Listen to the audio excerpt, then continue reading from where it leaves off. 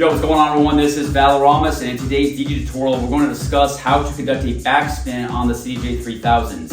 So I'm going to provide you some tips and tricks for how to perform this function correctly and to where the backspin also sounds aesthetically pleasing. So when you're performing this trick live, you will not have an excruciatingly painful sound, but instead a sonically pleasing sound that's also well timed and positioned within your sets to enhance the overall performance of your DJ set. So I'm gonna bring the camera around to the top bird's eye view of the CDJ-3000. I'm gonna show you some pointers, some tips, and some tricks for conducting this backspin on the CDJ-3000. Okay, so here's a bird's eye view of the CDJ-3000. You can see CDJ-3000 right here in the bottom right-hand corner. So we're gonna provide you a few tips, tricks, and pointers for conducting a backspin on the CDJ-3000 or really any DJ gear.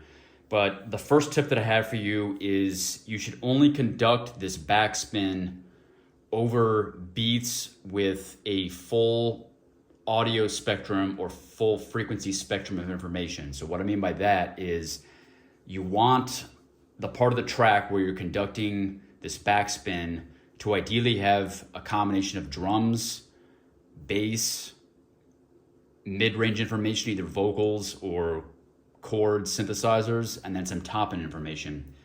If you were to conduct this backspin when there's no low end, the sound is going to sound a little bit, it could either sound painful or just awkward. And both are undesirable, but the painful, excruciating sounds are really undesirable. And so if you have an excess of high information or an absence of low information and you conduct a backspin during that section, the backspin's not gonna sound great. So I'm gonna give you an example with when there's no low end information on what this backspin could actually sound like. So here's a section of the track, and you can see there's no low end. We're actually right here in the middle of the track. So there's a constant kick drum throughout this progressive house track, but especially here during this short section, there's actually no kick drum. It's a break in the track. This is not an appropriate time to conduct a backspin because there's no low end. You're not gonna have the full power and oomph of a backspin. So I'm gonna play this for you and you're gonna hear what this actually sounds like if we conduct a backspin during this moment. You can already hear that it's a little bit painful, but let's play this and then I'll conduct a backspin.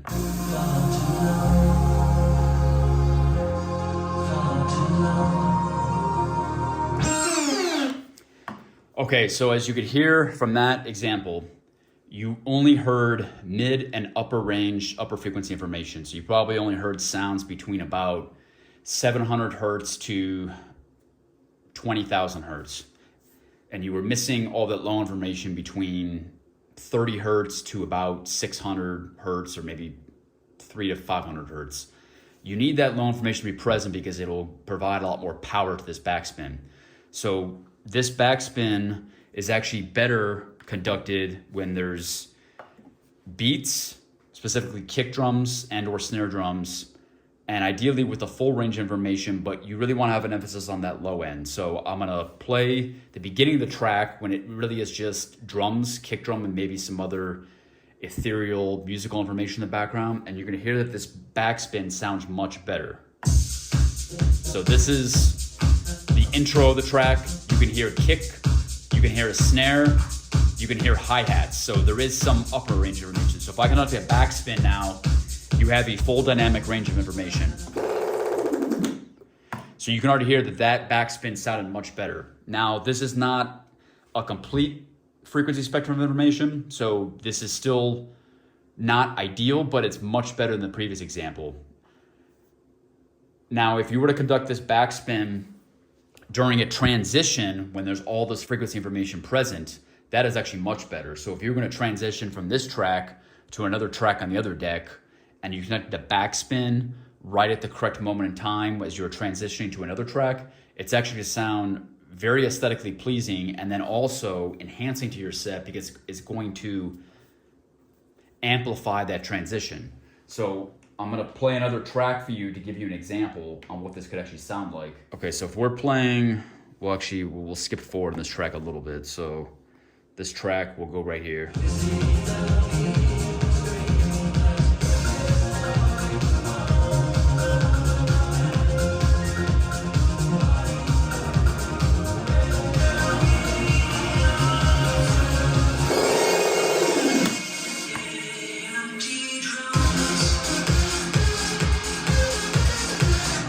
Okay, so as you can see there, this track was in the chorus and was also building up. And then I was in the build-up section of this other track. So the other track is actually located on the top part of this display screen here. But on this track, we went to this purple cue point, this cue point D or delta. This was where the drop start, and we conducted the backspin a couple bars prior. Now, I wasn't perfect with the timing. I could have done this a bar or two later, and then it would have been perfectly timed. But for the sake of the example, I think you understand the point that if you're transitioning between tracks and you want to amplify a transition, let's say to the chorus or drop up another track, this backspin can not only sound aesthetically pleasing, but also amplify that transition. And we conducted this transition on the outgoing track when there was a full frequency spectrum of information. You can actually see the waveform right here. The red, these are the kick drum. Those are the low bits of frequency information. And then in between here are musical instruments, percussive elements, etc., and also vocals. And that fills out the mid and the high range of the overall audio spectrum. And by conducting this backspin here, you can hear predominantly those kick drums that are being spun with manually through your backspin. And I like to, when I conduct my backspin, I like to grab it about the 11 o'clock position, maybe upwards of 12, but usually 11 is ideal for me. And then I simply just flip it back. And then another tip for this is you want your jog adjust to be a little bit loose, but not entirely loose. So the heavy side is to the right, and then the light side's over here. So if I go all the way to the light side, this is gonna spin around forever and ever and ever.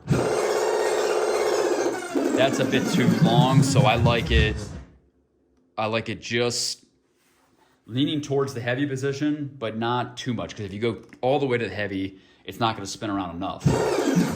Like, you have to really pull that back. So make it a little bit loose, make it easier for yourself.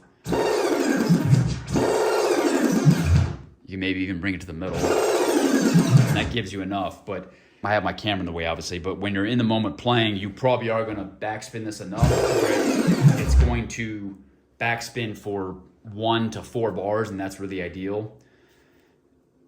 For example, on the CDJ-1000, there's a pad effect where I can set the backspin parameter to 4 beats or 1 bar, and that's ideal for a transition, but that's automated. I think it's more fun to manually backspin the jog wheel, and this will be easier for you to do if you have your jog adjust set to either a slightly light setting in the middle or maybe slightly heavy, depending on personal preference, but this is slightly light now. A little bit easier, so you could go slightly light, but you definitely don't want to be on the far left or the far right of this jog adjust setting spectrum.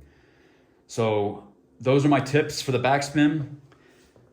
I think sound or sample selection is key here. So you want a full range of the frequency spectrum with an emphasis on the low end, especially that kick drum and or snare drum. And then you want to time this correctly to where it's a transition effect to the next track. That's another point. You want to avoid parts in the track where there's no low frequency information. So like a backspin here is obviously not ideal.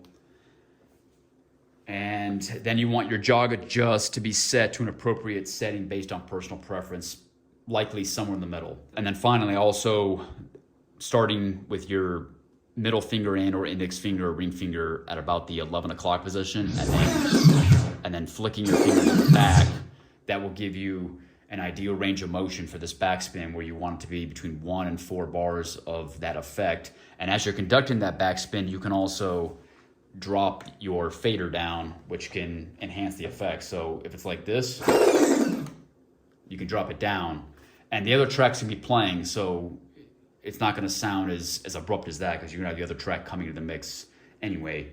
So there you have it. Those are my tips and tricks for the backspin. If you have any other tips or tricks, comments, questions, or concerns, please leave those in the comments below, and I'll see you in the next video.